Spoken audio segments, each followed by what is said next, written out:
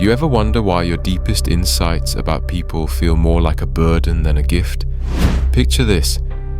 You're talking to a friend about their relationship, and you can sense exactly what's really going on. It's like watching a movie you've seen before. But when you point it out, they say you're reading too much into things. Or you walk into a room and immediately feel the tension nobody's talking about. But you've learned to keep quiet because last time you mentioned it, people looked at you like you were from another planet. If any of these sound familiar, you've come to the right place. You are what Carl Jung called an introverted intuitive. And today, we're diving into why your greatest gift has become your greatest curse. I've researched Jung's original insights and distilled them into a clear roadmap. By the end of this video, you'll understand the psychological mechanism behind this struggle, why it happens, and most importantly, how to transform this curse back into the powerful gift it was meant to be. You'll learn to bridge your inner wisdom with outer impact, ground your visions in practical reality, and step into your role as what Jung called an essential visionary. Jung literally said that without this type, there would have been no prophets, no visionaries, no one to see the deeper patterns that guide civilization forward. But here's where most people get stuck. They think having this gift should make life easier. So let's start by understanding exactly what this gift really is and why it feels so real to you. It's different from being shy. Shyness is about fear of social judgment. Introversion is more about how do you respond to stimulation, including social stimulation. So here's where it gets interesting. Most people think you're just really intuitive or maybe a little psychic. But Jung discovered something way more profound than that. You're not making things up, you're not overthinking, and you're definitely not crazy. What you're actually doing is perceiving what Jung called inner objects. These are the psychological forces, emotions, and motivations that exist inside people's minds but aren't visible on the surface, and these feel as solid and real to you as a mountain or river would to someone looking at it with their eyes. Here's the difference. Most people see the world through their 5 senses, what they can touch, hear, see. But you're seeing through what Jung called the unconscious, the part of the mind that people aren't aware of, but that's constantly influencing their thoughts, feelings, and actions. You're picking up on the hidden patterns that drive how people act, patterns that everyone else completely misses.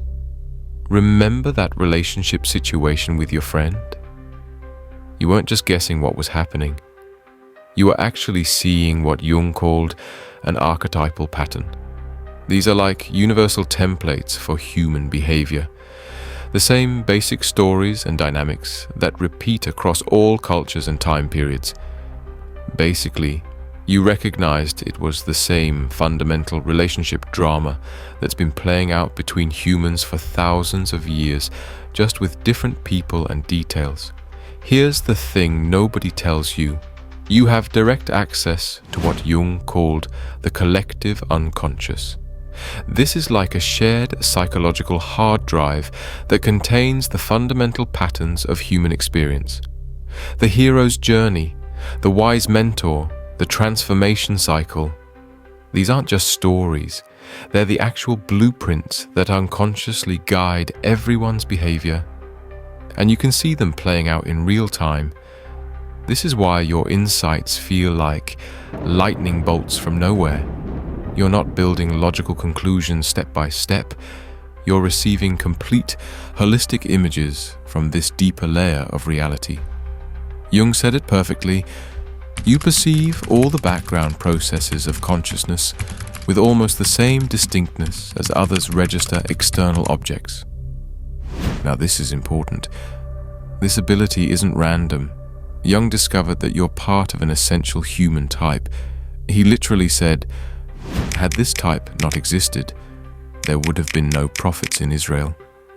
You're wired to perceive the invisible forces that shape our world. But here's where most people get stuck. They think this gift should make life easier. They expect others to understand their insights immediately. They believe their vision should translate seamlessly into practical success. And that's where the curse begins. Because your greatest strength is about to become your biggest challenge, and we need to understand exactly how that happens. But here's where things get tricky. You'd think having this incredible ability would make life easier, right? Wrong. I'm not going to lie to you. This gift comes with a brutal catch. And most people don't see it coming until they're already trapped. Here's what actually happens. The more you rely on your inner vision, the more disconnected you become from everything else. Jung discovered that when one part of your mind gets super strong, the opposite part gets weaker and weaker until it basically goes underground. For you, this means while you're getting amazing at reading people and seeing patterns, you're getting terrible at handling the basic practical stuff of life. Jung called this your inferior function, and it's about to become your biggest enemy. Think about it. You can sense exactly what's wrong in someone's relationship, but you can't remember where you put your car keys. You see the big picture solution to a complex problem, but you forget to pay your bills on time. You feel the emotional tension in a room instantly, but you struggle to keep your own physical space organized. This isn't just annoying, it's psychologically dangerous, because your mind starts to view the practical world as the enemy. You begin to think that paying attention to details, managing schedules, or dealing with physical tasks is somehow beneath you or a waste of your visionary gifts. But here's the thing nobody tells you.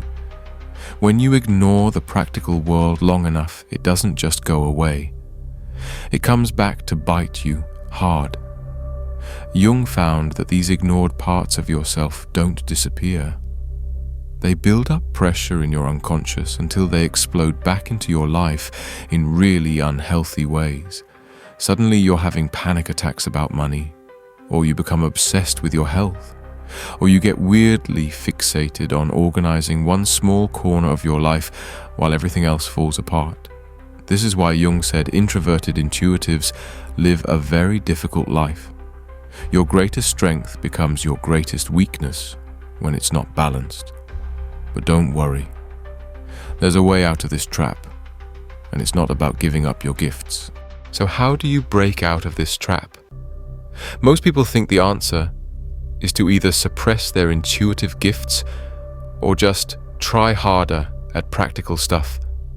Both approaches fail miserably. Here's the truth. You don't need to choose between being a visionary and being functional in the real world.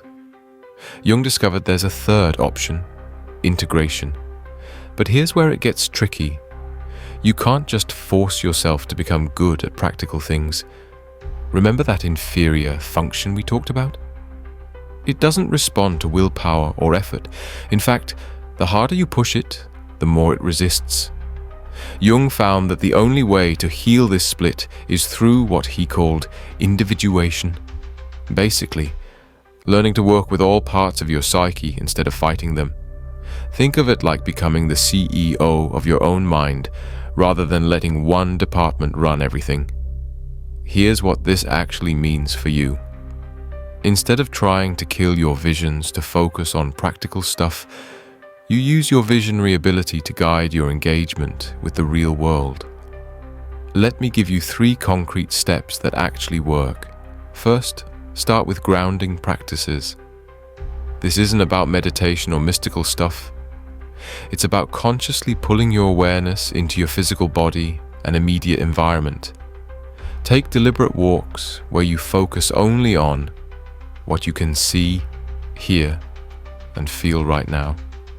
No analyzing, no pattern seeking, just pure sensory experience. Second, create systems for the practical stuff instead of relying on motivation.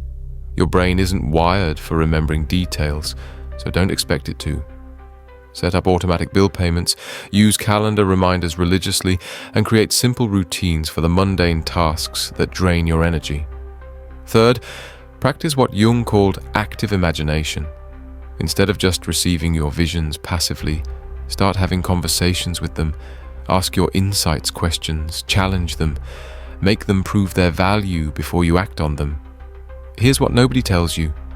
When you stop fighting the practical world and start building bridges to it, your visionary gifts actually get stronger, not weaker. You become what Jung considered the integrated type, someone who can access deep wisdom and actually apply it in ways that matter. You're not just a dreamer anymore. You're a grounded visionary who can change the world. Remember when we started with you feeling like your insights were more of a burden than a gift? Now you understand the real truth. You weren't broken, you were just operating with half your psychological toolkit. Integration, just like becoming whole, isn't about perfection or constant improvement, but rather about dedication to the process of working with all parts of yourself.